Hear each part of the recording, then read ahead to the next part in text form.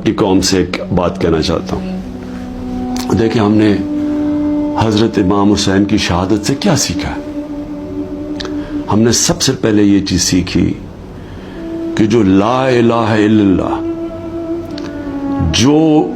جس کا اللہ جس کو ایمان دے دیتا ہے، اور جس کو علامہ اقبال کہتے ہیں عشق.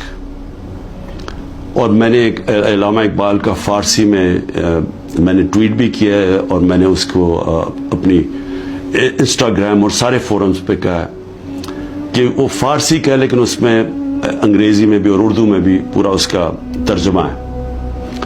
تو علامہ اقبال ان کی شہادت کو کیسے دیکھتے ہیں؟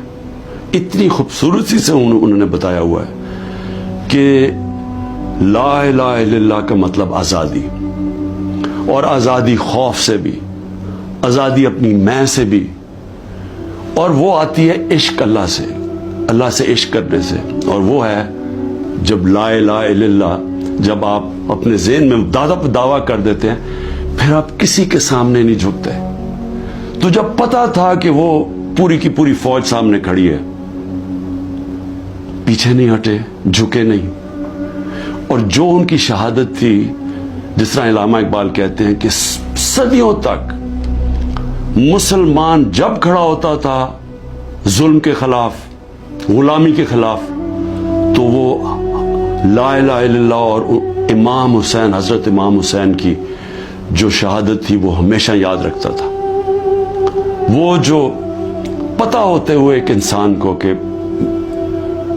ہم جیت نہیں سکتے، یعنی کوئی میری موت ہے، میں یہ جو کھڑا ہوں اسٹینڈ کے اوپر تو میں زندہ نہیں رہوں گا، اس کے باوجود وہ عشق کتنا ہوتا ہے اوپر والے کے ساتھ کہ وہ کہتا ہے کہ میں یہ کوئی نہ سمجھے کہ میں خوف کے بت کی وجہ سے کسی کے سامنے جھک گیا ہوں. اور یہ ہوتا ہے کہ جو انہوں نے بیج بو دیے کہ ہمیشہ مسلمان دنیا میں ظلم کے سامنے جب لوگ کھڑے ہوتے ہیں تو ان کو یاد آتا ہے وہ اس قربانی کا.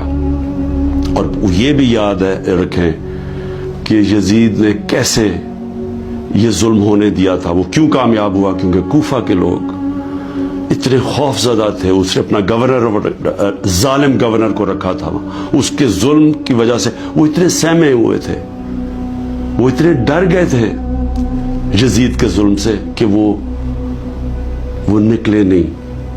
انہوں نے اتنا بڑا ثانیہ اسلام کی تاریخ میں ہونے دیا، اور وہ ساری زندگی پچھتاتے رہے.